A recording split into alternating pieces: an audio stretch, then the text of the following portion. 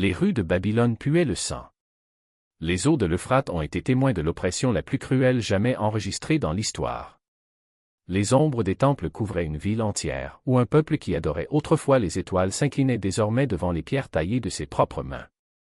Cette métropole, construite par les descendants de Noé, avait effacé jusqu'aux dernières traces de la croyance en un Dieu unique. Au début, Néron semblait différent. Il gouvernait avec justice, distribuait l'équité. Mais à mesure que son empire grandissait, son cœur se durcit comme une pierre. La fierté est arrivée furtivement, se propageant comme un feu à travers de la paille sèche. Un jour, il dépassa toutes les limites et déclara « Je suis ton Dieu. Adore-moi ». Des statues à son effigie ont été érigées sur chaque place. Des idoles d'or, d'argent et de bronze remplissaient les temples, mais le plus grand d'entre eux était lui-même. Quiconque refusait de se prosterner devant lui savait quel en serait le prix, la mort. Les temples ont cessé d'être des lieux de dévotion et sont devenus des usines de culte forcé. Des centaines d'artisans travaillaient jour et nuit, sculptant des images de la lune, du soleil et des étoiles.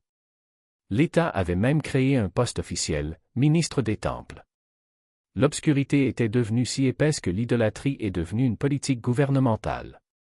Maintenant, en suivant ce récit sur les secrets cachés entre Néron et Abraham, vous découvrirez, pour la première fois, le rôle que Satan a joué dans ce complot.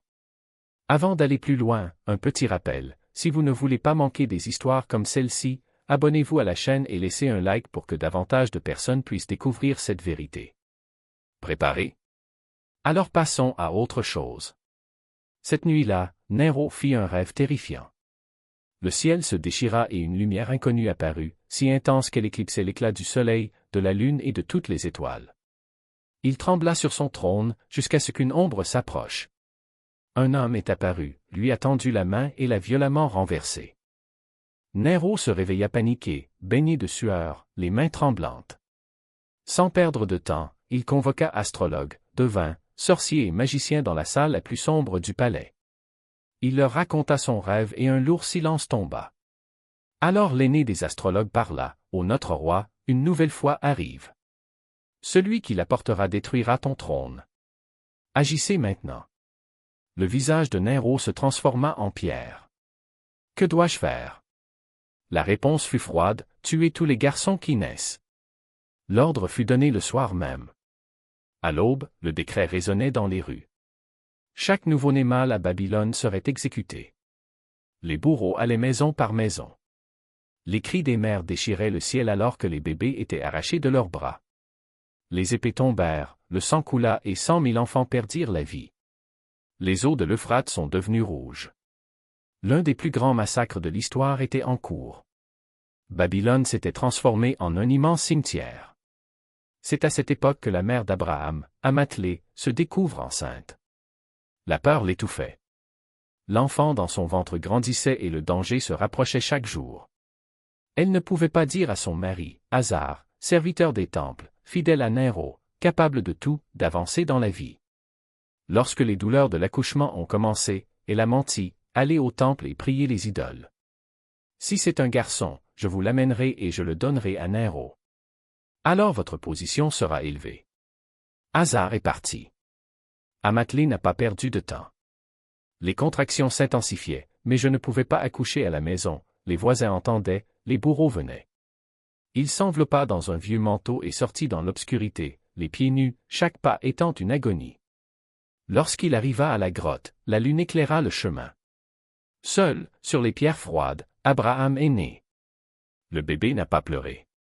Il a juste ouvert les yeux et il y avait une lumière différente en eux.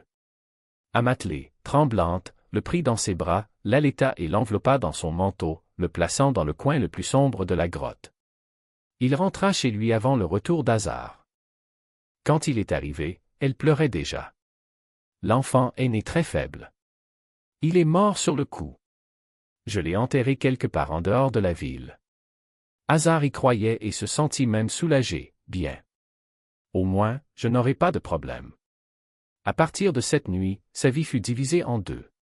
Le jour, c'était une femme ordinaire. La nuit, avec le courage d'une mère désespérée, elle quitta la ville et s'enfonça dans l'obscurité en direction de la grotte. Chaque fois qu'il le pouvait, il était là. Elle a allaité son fils, l'a embrassé et pleuré. Lorsqu'il partit, la grotte était silencieuse et le bébé restait seul. Mais il n'était pas impuissant. Un jour, elle remarqua quelque chose d'étrange, le garçon lui suçait les doigts. Au début, il pensait que c'était normal. Puis il regarda de plus près et se figea. Entre ses doigts coulait du miel, du lait, du jus de date. Par ordre divin, Abraham se nourrit. Quand sa mère ne pouvait pas y aller, les anges le protégeaient. Le garçon a grandi rapidement. À 1 an, il en paraissait 5. À 5 ans, il en paraissait 10. Son esprit était vif, ses yeux profonds, ses paroles mûres. Amathlé a regardé son fils et a vu quelque chose de différent dans ses yeux, des signes d'une foi inébranlable. Pendant que les bourreaux traquaient les bébés dans les rues, Abraham grandissait dans la grotte, bercé par les chants des anges. Les jours se sont transformés en semaines, mois. Il s'est développé beaucoup plus vite que les autres enfants.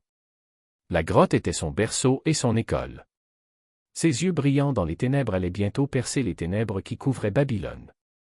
Le règne des idoles commençait déjà à trembler, tandis que Nero, ivre de pouvoir, levait sa coupe dans le palais.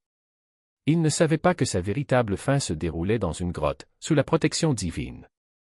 Les roues du destin étaient mises en mouvement et l'aube de la vérité était sur le point de poindre. Les années ont passé. L'enfant qui a grandi dans cette grotte solitaire, sous le souffle de l'ange Gabriel et la grâce de Dieu, était prêt à poser le pied sur terre. Lorsqu'il descendit en ville, ce qu'il vit lui brisa l'âme. Les rues étaient bondées, les gens couraient d'un côté à l'autre, mais ils semblaient tous liés par des chaînes invisibles. Sur les places, des statues de pierre et de bois dominaient le paysage. Certains s'inclinaient devant eux, d'autres versaient de l'huile sur des pierres sans vie, d'autres imploraient grâce aux poupées qu'ils avaient eux-mêmes sculptées. Abraham était horrifié. De quel aveuglement s'agissait-il? Comment un être humain pourrait-il adorer ce qu'il a lui-même créé? Là, la vérité de la nature humaine s'est révélée, un enfant qui grandit loin des influences de la société maintient sa foi pure, sa croyance en un Dieu unique. Pour elle, l'idolâtrie est absurde. Abraham avait conservé cette pureté dès sa naissance. Alors qu'il marchait parmi les gens, ses pas, sans qu'il s'en rende compte, le conduisaient vers l'affrontement qui allait tout changer. Fureur. L'air de l'atelier semblait se condenser, lourd comme le marbre qu'il sculptait. « Sortez d'ici », rugit-il en brandissant l'outil comme s'il s'agissait d'une arme. « Vous blasphémez les dieux qui nous soutiennent. Contre le roi qui nous protège. Contre tout ce qui est saint. » La voix d'Hazar tremblait, non de peur, mais d'une colère ancienne, la même qui brûlait dans les temples de Babel lorsque les prêtres levaient les mains vers le ciel. Ibrahim n'a pas reculé. Ses yeux, désormais sereins comme la nuit à laquelle il venait d'assister, se fixèrent sur son père avec une intensité qui semblait transpercer le bois et la pierre. « Père, ce n'est pas moi que tu rejettes, » dit-il, sa voix ferme comme l'acier qui façonnait les idoles. « C'est la vérité que vous craignez. Ces statues que vous vendez ne sont rien d'autre que des morceaux de bois. Elles n'entendent pas vos prières, elles ne ressentent pas votre dévotion. Comment peuvent-elles être des dieux? Celles ne peuvent même pas se relever lorsqu'elles tombent. » Hazar s'avança, le ciseau levé, mais Ibrahim ne bougea pas.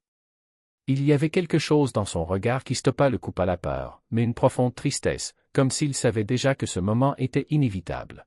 « Vous parlez comme si vous en saviez plus que les prêtres, plus que Nero lui-même, » cracha Hazar, la voix brisée par l'incrédulité. « Mais qui es-tu pour interroger les dieux? Un apprenti? Un fils qui ne connaît pas sa place? » Ibrahim inspira profondément, sentant le poids des mots qu'il s'apprêtait à prononcer. « Je suis celui que le Seigneur des cieux a choisi pour montrer la vérité, » répondit-il, et chaque syllabe sonnait comme un marteau frappant l'enclume de l'ignorance. « Et cette vérité est simple, il n'y a de Dieu que lui, l'unique, le créateur de tout ce qui est. Ni le soleil, ni la lune, ni les étoiles, rien de ce que vous adorez ne peut lui être comparé. » Le silence qui suivit fut plus tranchant qu'une lame de burin. Hazar baissa l'outil, mais ses yeux brûlaient toujours.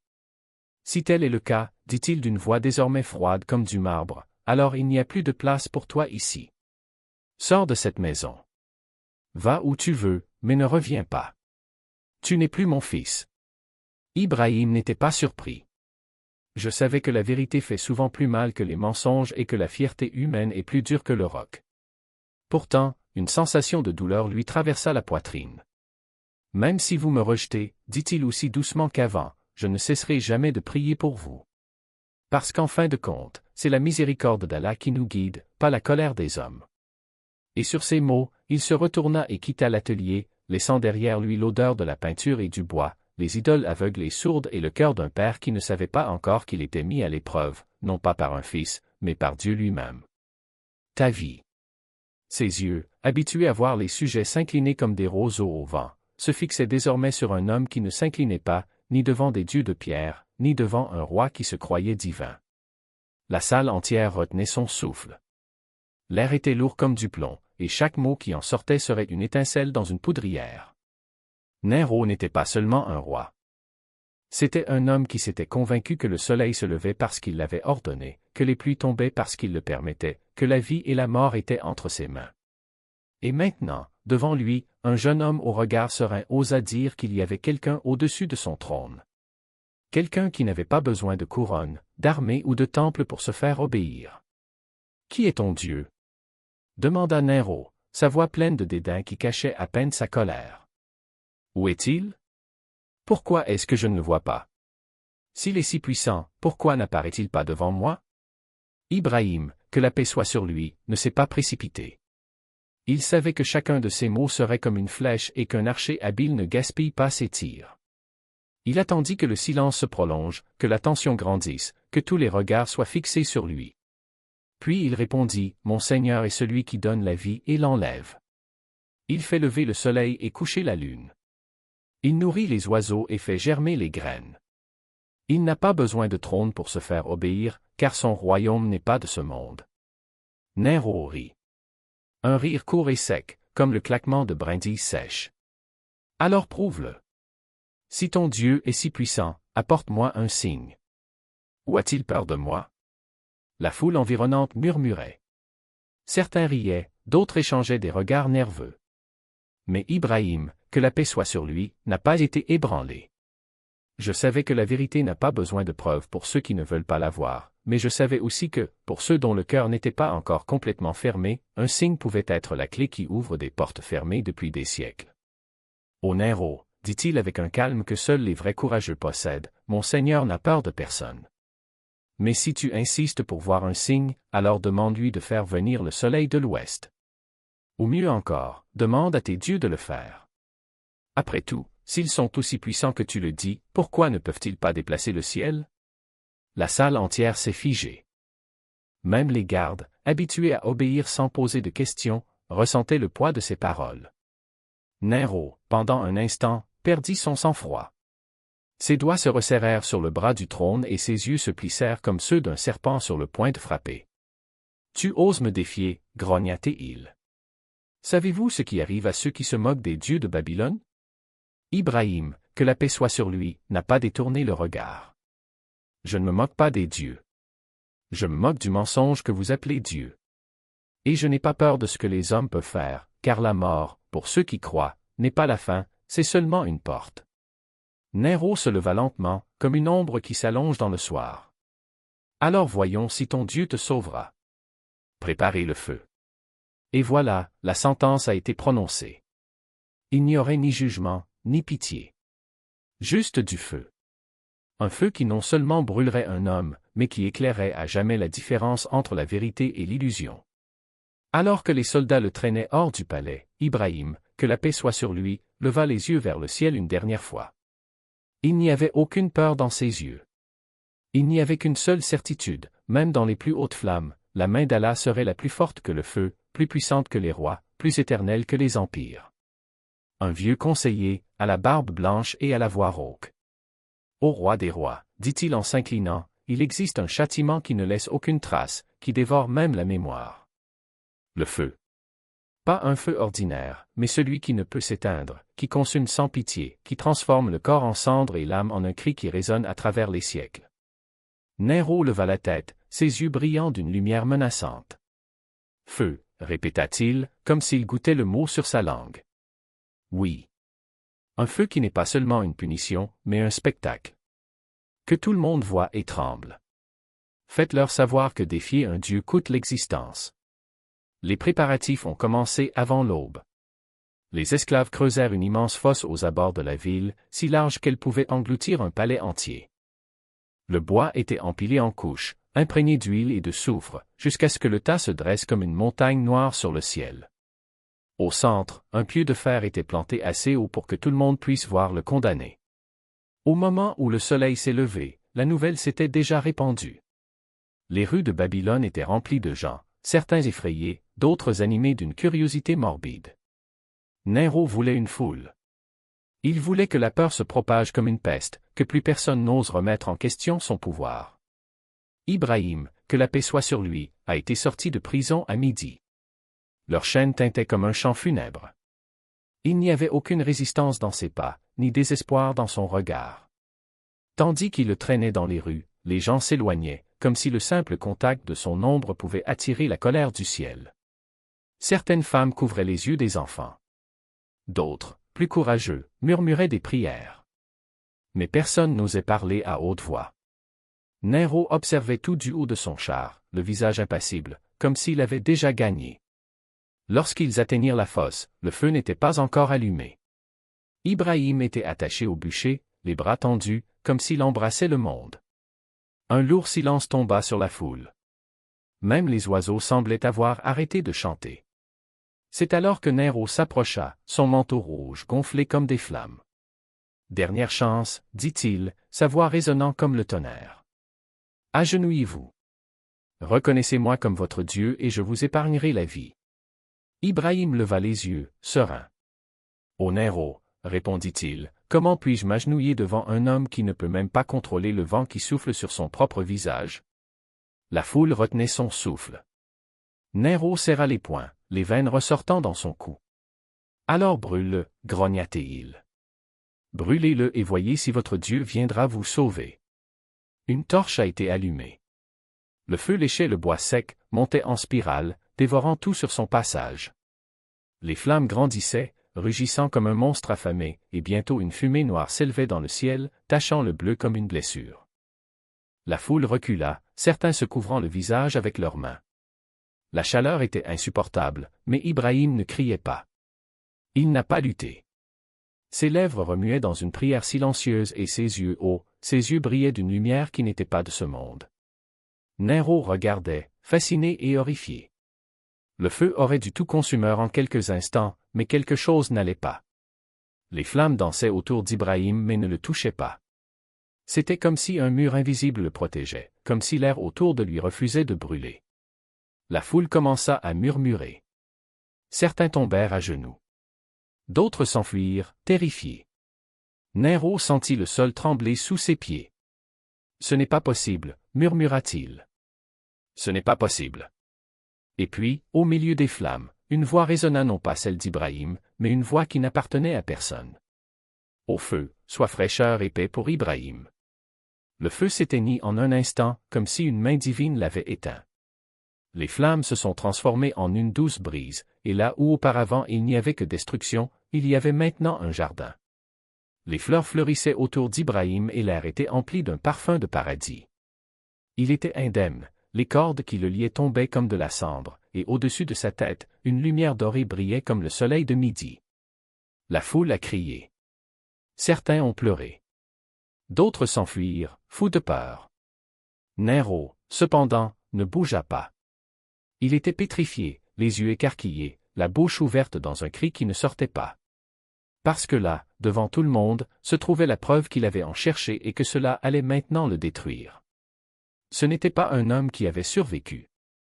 C'était un signe. Un signe que le vrai pouvoir n'était pas dans les trônes, ni dans les flèches, ni dans les tours qui déchiraient les cieux. C'était en un mot. Dans une seule fois.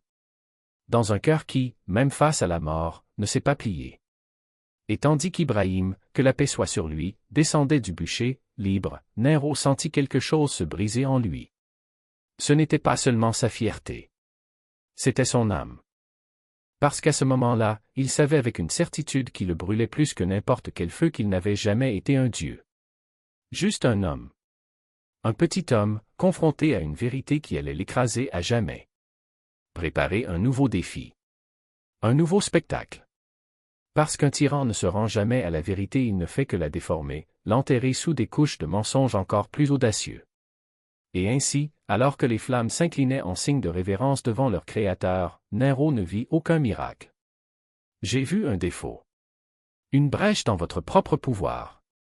Si le feu ne brûlait pas Ibrahim, alors quelque chose de plus grand que lui était en jeu. Et cela, pour un homme qui se croyait Dieu, était insupportable. Son esprit, déjà rongé par l'orgueil, commença à tisser un nouveau récit. Si le feu ne l'a pas consumé, c'est parce que je l'ai permis.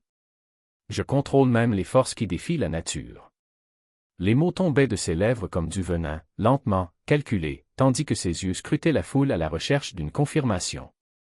Et la foule, toujours avide d'un nouveau Dieu à adorer, a fait écho. Oui, ô grand Nero. Ton pouvoir est infini. Mais le silence d'Ibrahim était plus fort que tous les cris. Il n'a pas élevé la voix pour réfuter. Ce n'était pas nécessaire. La vérité n'a pas besoin de défenseur lorsqu'elle est évidente. Et là, au milieu de ce cirque de folie, il se tenait intact, serein, comme si le feu autour de lui n'était qu'une brise. Les soldats autrefois arrogants se retirèrent maintenant. Les animateurs, auparavant souriants, échangèrent désormais des regards nerveux. Même un d'eux, le serpent aux yeux froids, sentit le sol trembler sous ses pieds. Parce que quelque chose avait changé. Pas dans le feu. Pas au paradis. Mais dans les cœurs. Nero, cependant, ne pouvait pas l'admettre. Il ne pouvait pas laisser la peur s'installer dans son royaume. Puis, d'un geste théâtral, il leva les bras et déclara « Que cela soit un signe ». Le feu m'obéit, ainsi que la terre et le ciel.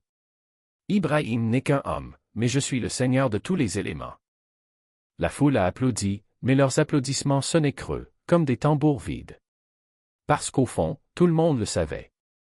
Tout le monde l'a ressenti. C'est quelque chose de plus grand que ce dont Nero avait parlé ce jour-là. Et puis, comme si le temps lui-même avait retenu son souffle, Ibrahim s'avança. Non pas vers le feu, qui s'inclinait désormais comme un serviteur devant lui, mais vers le peuple. Ses yeux, calmes comme une mer sans vagues, parcouraient les visages effrayés, les cœurs divisés. Et, d'une voix qui n'était pas forte, mais qui résonnait comme le tonnerre dans les âmes, il dit, au peuple de Babylone, jusqu'à quand te prosterneras-tu devant quelque chose que tu ne peux pas entendre, que tu ne peux pas voir, que tu ne peux pas sauver? Jusqu'à quand échangeras-tu la lumière contre les ténèbres? Le silence qui suivit fut plus tranchant que n'importe quelle épée. Car, pour une fois, les paroles d'Ibrahim ne constituaient pas un défi pour Nero. C'était une invitation.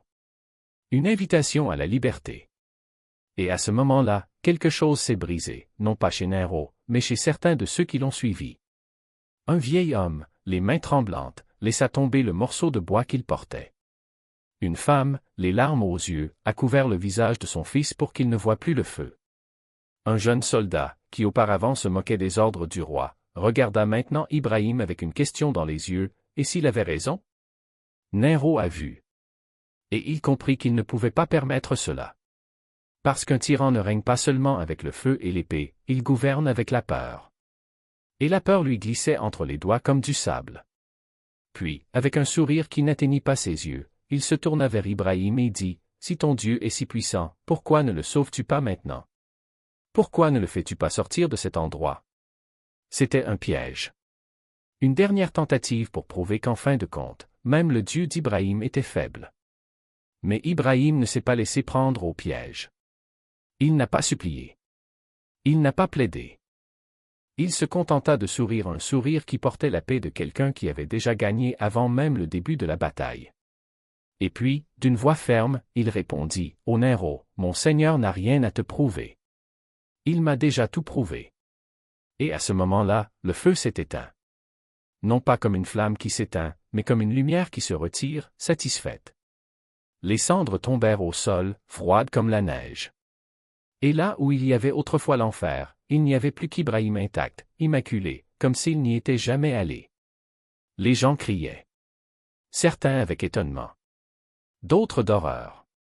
Nero, cependant, n'a pas crié. Il resta là, les poings serrés, les lèvres tremblantes. Car pour la première fois de sa vie, il avait perdu. Pas une bataille. Pas un royaume. Mais quelque chose de bien plus précieux, l'illusion qu'il était invincible. Et tandis qu'Ibrahim s'éloignait, traversant la foule comme un phare dans l'obscurité, Nero savait que ce jour ne marquait pas la fin de son pouvoir. Cela marquait le début de sa fin. Parce qu'un homme qui perd confiance en lui-même est déjà vaincu. Et Nero, à ce moment-là, avait perdu bien plus qu'un concours. Il s'était perdu. Moustique. Pas une armée. Pas une peste. Pas un grand châtiment qui ébranlerait les cieux et ferait trembler la terre. Juste un petit insecte presque invisible qui bourdonnait dans les airs comme une divine ironie. Nero, le roi qui a défié le Créateur, qui a allumé des feux de joie pour brûler les prophètes, qui pensait posséder le soleil et la lune, a été humilié par quelque chose qui tenait dans la paume de sa main. Le moustique est entré dans le palais sans demander la permission.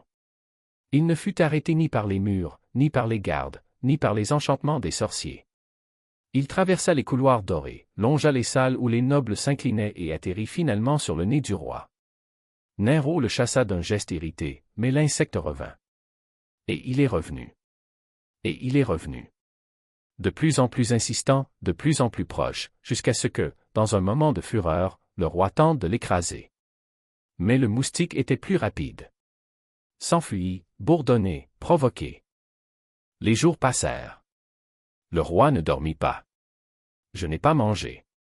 Ses médecins ne comprenaient pas la maladie qui le dévorait.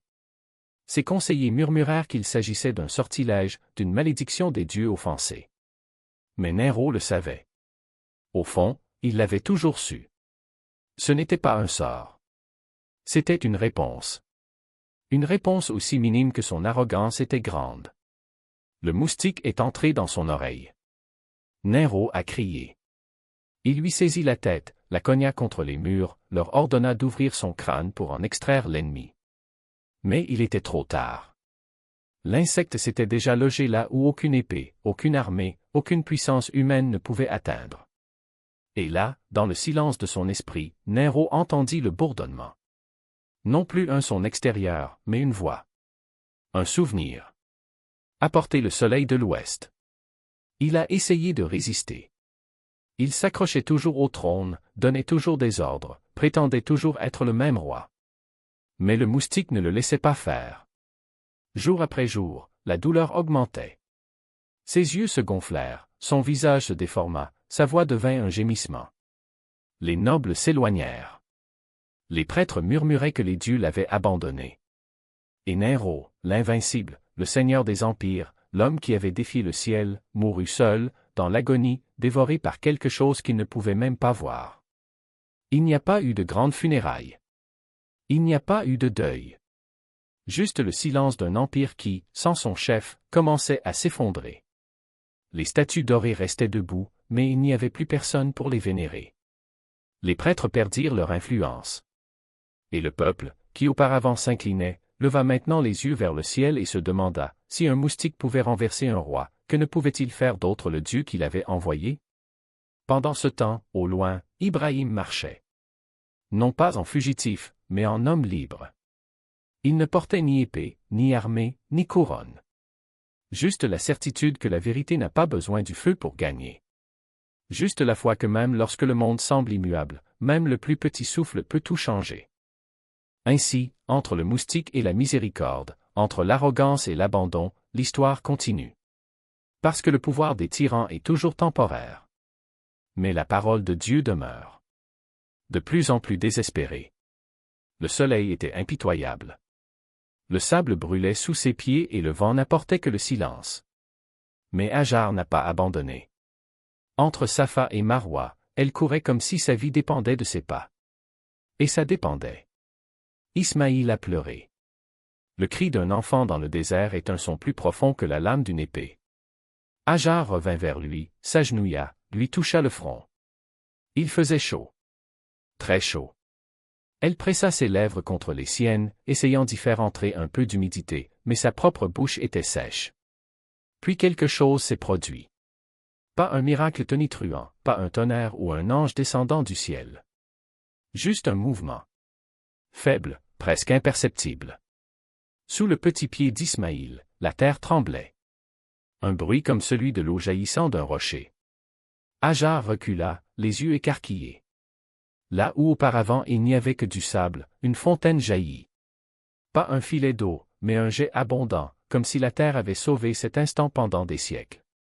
Elle courut, mit ses mains en coupe et porta l'eau aux lèvres de son fils. Ismaïl a bu. La vie revint à ses yeux. Mais ce n'était pas seulement ça. L'eau ne s'est pas arrêtée. Il continuait à couler, formant un ruisseau qui serpentait à travers la vallée. Et avec l'eau est venue la vie. Les oiseaux arrivèrent les premiers, attirés par le bruit de la source. Ensuite, les animaux assoiffés du désert se sont approchés avec précaution. Et puis, les hommes. Des nomades qui parcouraient ces terres arides, poussés par une soif qui ne trouvait de soulagement nulle part ailleurs. Ils ont vu l'eau, ils ont vu la femme et l'enfant, et ils ont compris, ce n'était pas un endroit ordinaire. Ainsi naquit Zamzam. Non pas comme un puits creusé par des mains humaines, mais comme un don de Dieu à ceux qui n'avaient rien. Et avec cela, la Mecque est née. Non pas comme une ville de palais et de murs, mais comme un refuge pour les assoiffés, un point de rencontre pour les perdus, un phare pour ceux qui recherchent quelque chose de plus grand qu'eux-mêmes. Les années ont passé. Ismaïl a grandi. Fort, courageux, un jeune homme qui portait dans son sang l'héritage des prophètes. Et puis, le jour est venu où Ibrahim est revenu.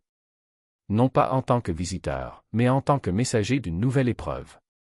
Il a vu le fils qu'il avait laissé bébé, maintenant un homme, et a ressenti le poids de la parole qu'il apportait. « Ô Ibrahim, fais ce qu'on t'a ordonné, dit la voix. » Et il le savait. Il n'y a eu aucune hésitation. Il n'y avait aucun doute. Juste la certitude que la foi ne se mesure pas à la taille du sacrifice, mais à la volonté de l'offrir. Ibrahim a emmené Ismaïl au sommet d'une colline.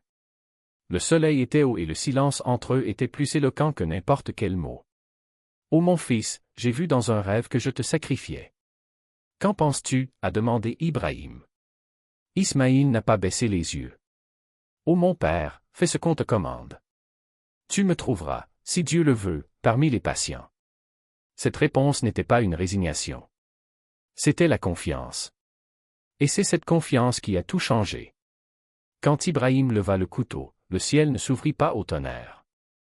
Il n'y avait pas d'éclair, pas d'ange descendant dans la gloire. Juste un instant.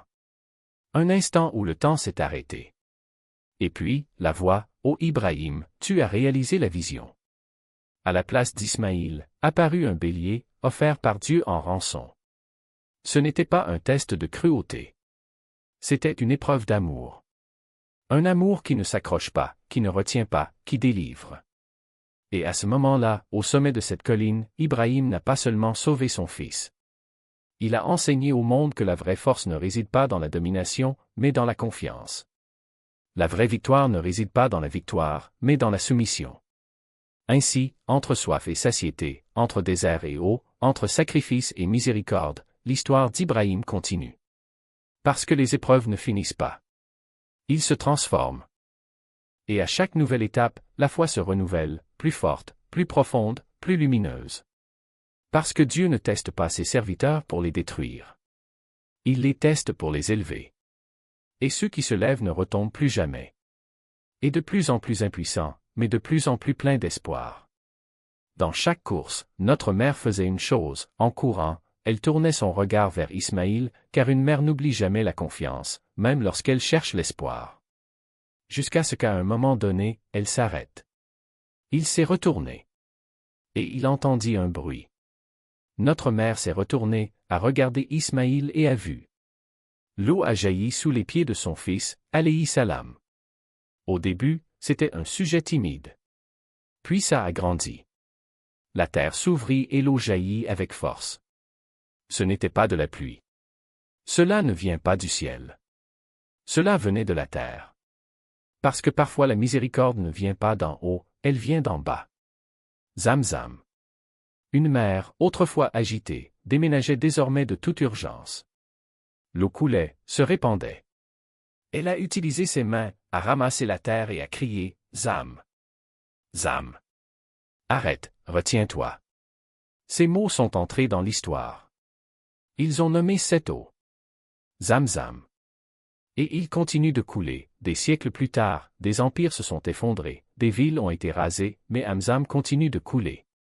Notre prophète, sallallahu alayhi wa sallam, a dit, que Allah ait pitié de la mère d'Ismaïl. Si elle avait laissé couler librement Zamzam, celui-ci serait devenu une rivière. Bukhari et Muslim. Les oiseaux sont arrivés. Ils volaient en rond. Ils atterrirent près de l'eau. C'était un signe. Les voyageurs les ont vus. Ils ont dit, il y a de l'eau là-bas. Ils se sont approchés. Ils trouvèrent notre mère Hajar, une femme, un enfant, une source. Ils ont demandé la permission de rester. Notre mère a accepté. Les premières tentes sont dressées. Les premiers feux, allumés. Mais ce feu n'était pas le feu de Nero. C'était le feu de la vie. La Mecque est née ainsi, des pas d'une mère, de la soif d'un bébé, de la patience d'une source. Zamzam parle toujours. Pas aux oreilles, mais au cœur. À chaque gorgée, il murmure. Allah n'abandonne jamais ceux qui se soumettent. Cette eau n'apaise pas seulement la soif, elle chasse la peur. Parce que Zamzam est le souvenir d'un mot, oui. Les 3 attaques de Shaitan avaient été vaincues, mais l'épreuve n'était pas terminée.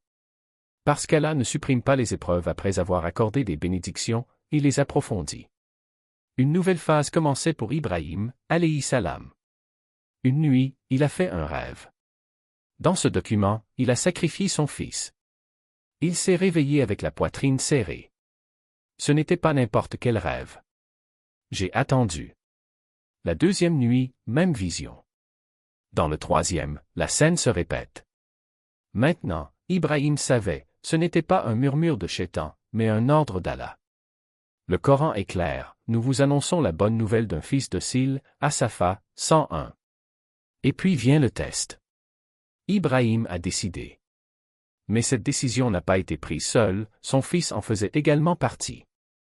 Ismaïl, alayhi salam, avait déjà grandi. Il était en âge de marcher aux côtés de son père. Ils sont partis ensemble. Il portait un couteau, une corde et un lourd silence. Shaitan attaque toujours là où il pense trouver une faiblesse.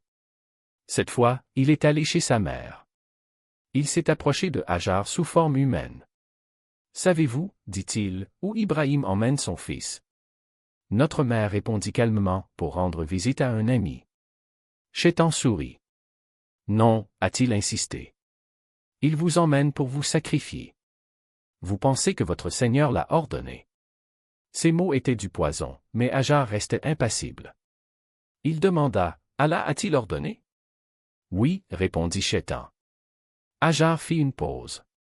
Puis il dit, si Allah l'a ordonné, alors c'est bien. Shaitan se tut. Parce que la soumission est la seule porte qu'il ne peut pas franchir. Puis il se tourna vers Ismaïl. Sais-tu où ton père t'emmène? Pour rendre visite à un ami, répondit le jeune homme. Non, dit Shaitan. Il va te tuer. Ismaïl s'est arrêté. Il n'était pas surpris. Allah a ordonné, il a demandé. Oui. Ismaïl ramassa une pierre et la lança sur Shaitan. Si Allah l'a ordonné, il n'y a rien à craindre, a-t-il déclaré. Shaitan fut de nouveau repoussé. Mais il n'abandonnerait pas. Il a fait son dernier pas à travers l'endroit le plus difficile. Il s'est approché d'Ibrahim. Ô vieil homme, dit-il, tu fais confiance à un rêve? Et si c'était une erreur? Ibrahim s'est arrêté. Ses yeux se durcirent. Vous êtes Shaitan, dit-il. Éloigne-toi de moi. Il ramassa des pierres et les lança à 3 endroits différents.